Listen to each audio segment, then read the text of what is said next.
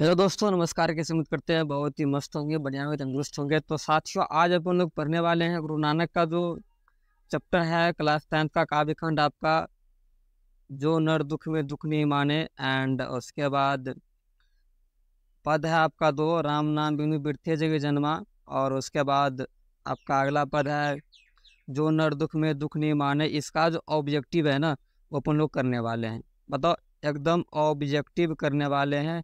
Important जो previous question है, PYQ question है, वो साथ में कुछ और क्वेश्चन जो पूछा जा सकता है, पूछने की संभावना है, वो क्वेश्चन कवर करने वाले हैं। चलो दोस्त, तो अपन क्वेश्चन करते हैं। तो अगला स्लाइड पर देखते हैं। देखो क्या क्वेश्चन, देखना क्या है। लघु उत्तरीय प्रश्न मतलब 2 नंबर क्वेश्चन पूछा जा रहा है। आपको 20 वर्डों में लिखना पड़ता है एग्जाम में। और बीबीए क्वेश्चन है, कवि किनके बिना जगत में जन्म जन्म व्यर्थ मानते हैं। कवि किनके बिना जगत में जन्म व्यर्थ मानते हैं। सुनिएगा ध्यान से आंसर इसका।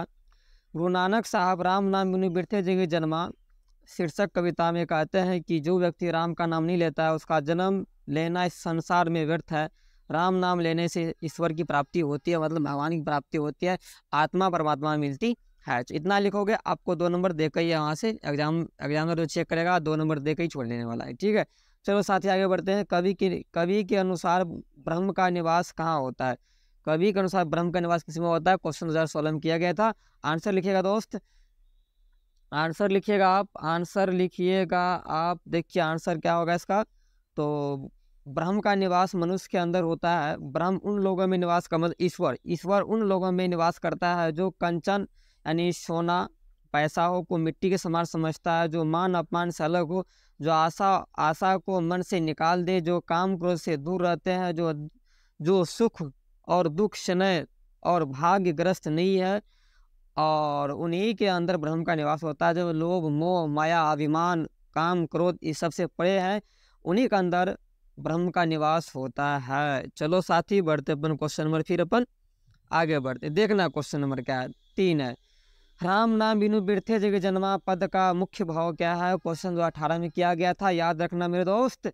मेरे साथी किधर जा रहे हो, जल्दी इधर देखो।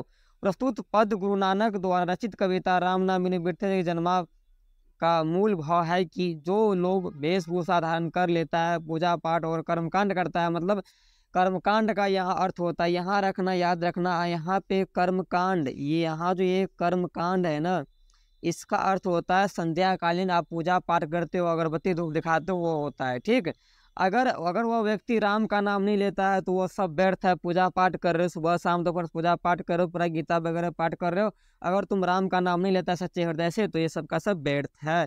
कवि का मानना है कि जिसने जिसने जिसने जन्म लेकर राम नाम नहीं लिया, उनका जीवन व्यर्थ है। जो सच्चे मन से राम नाम लेता है, उसको इस संसार से मुक्ति मिल जाती है। इतना लिखो और नंबर लिखो। चलो मेरे भाई आगे बढ़ते हैं। देखना क्वेश्चन आगे क्या है। देखो साथी, देखो क्वेश्चन क्या बोल रहा है, जल्दी देखो मेरे साथी, मेरे प्रिय विद्यार्थियों। मुक्ति के लिए किसे अनिवार्य माना गया है। तो गुरु नानक साहब राम नाम की महत्ता पर प्रकाश डालते हुए कहते हैं कि राम नाम के बिना यह जीवन व्यर्थ है। या कह सकते हैं कि गुरु नानक ने कहे हैं कि राम नाम के बिना जीवन क्या व्यर्थ है। गुरु नानक साहब कहते हैं कि गुरु यानी भगवान का भजन किए बिना व्यक्ति को सांसारिक माया जाल से मुक्ति नहीं मिल सकती। राम नाम के बिना माया रूपी संसार में भटकता हुआ व्यक्ति उलझ कर रह जाएगा, इसलिए मुक्ति के लिए राम नाम अनिवार्य है। बोलो साथी, क्लियर। चलो भैया, क्लियर हो गया। तो ये आपका क्वेश्चन नंबर, ये पूरा क्लियर हो गया। Question number 4 clear. चलो साथी आगे बढ़ते हैं। देखना आगे क्वेश्चन क्या है। सप्रसंग व्याख्या करें, सप्रसंग व्याख्या करें, इसका अर्थ लिखना है। जो नर दुख में दुख ने माने, सुख सने अरु भय नहीं, जाके कंचन माटी जाने, नहीं निंदा नहीं स्तुति, जाके लोभ मोह अभिमान, हरस सोखते रहे न्यारो, ना ही मान अपमान। चलो साथी, लिखना प्रस्तुत पंक्तियों गुरु नानक द्वारा रचित कविता जो नर दुख में दुख नहीं माने से लिया गया है, जिसमें कवि कहता है कि जो जो नर, यहाँ होता है नर, जो नर दुख में दुख को नहीं मानता, दुख सुख को एक समान समझता हो, जो कंटन यानी कंचन, जो कंचन को मिट्टी के समान समझता हो, निंदा नहीं करता हो, जो लोभ मोह अभिमान से परे हो, जो हर्ष और शोक से विचलित नहीं होते हैं, एंड ऐसे नर पर गुरु की कृपा होती है और उनके लिए मान सम्मान सब बराबर हो, इसी का अर्थ यही होता है। चलो गुरु आगे बढ़ते हैं अपन। तो अपन ये वाला देखें, अभी यही देखे है ना अपन, ये वाला देखे। चलो गुरु आगे बढ़ते हैं। देखना क्वेश्चन। अरे भाई किधर भाग गए हो तुम? चलो देखते हैं अपन अगला। देखो यहाँ पर आ गया, हरि रस से कवि का क्या अभिप्राय है। क्वेश्चन इंपॉर्टेंट थोड़ा बहुत है। हरि रस से कवि का अभिप्राय क्या है? हरि रस से कवि का अभिप्राय है कि सच्चे हृदय से राम नाम का कीर्तन करते रहो। राम नाम के कीर्तन करने से प्राणी को मुक्ति मिल जाती है। भगवान राम, प्रभु राम का नाम लो, उद्धार हो ही जाएगा। चलो भाई आगे देखते हैं। गुरु की कृपा से युक्ति के किस युक्ति की पहचान होती है, इस बार क्वेश्चन किया गया। 24वां क्वेश्चन पूछा गया था, तो ये लिखना है, गुरु की कृपा से लोभ मोह क्रोध मान अभिमान आदि युक्ति की पहचान होती है। जिस मनुष्य पर ईश्वर की कृपा हो जाती है वह इन सभी से उसको मुक्ति मिल जाती है। अगर राम का नाम लेता है ना, तो उसको पहचान हो जाता है। गुरु की कृपा मतलब होता है कि इंसान को ना ये लोभ मोह अभिमान ये सबसे न परे होना चाहिए साथी। चलो मेरे दोस्त पार्टनर आगे बढ़ते हैं। देखो पार्टनर इधर देखो, जल्दी देखो पार्टनर, जल्दी देखो। देखो ये नाम कीर्तन, यह होता राम, ठीक है। राम नाम कीर्तन के आगे कवि किन कर्मों की व्यर्थता सिद्ध करता है। तो लिखना है साथी, कवि गुरु नानक का कहना है कि जो मनुष्य सुबह शाम दोपहर संध्या आरती करता है, हाथ में दंड कमंडल धारण करता है, शरीर में जनेऊ पहनकर छोटी लंबी कर, अरे चोटी होता है यार, मिस्टेक, चोटी लंबी कर तीर्थ यात्रा करते हैं। अगर वह व्यक्ति राम का नाम नहीं लेता है या राम नाम कीर्तन नहीं करता है, तो यह सभी कर्म व्यर्थ हैं। उसके आगे में क्या, सबका सब व्यर्थ है। अगर तुम भगवान का भजन नहीं कर रहे, केवल दिखावा कर रहे हो ना, तो मतलब सबका सब तुम व्यर्थ है। दिखावा मत करो, सच्चा बनो, ठीक है दोस्त। आगे बढ़ते हैं।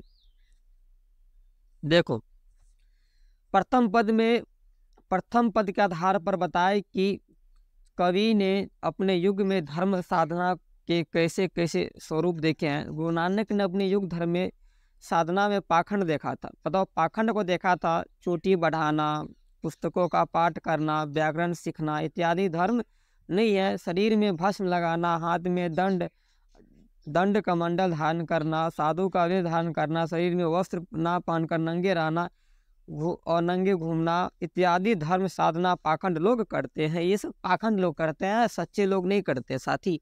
चलो बढ़ते अपन अगला क्वेश्चन नंबर 11 देखना। व्याख्या करे, सब प्रसंग व्याख्या करे।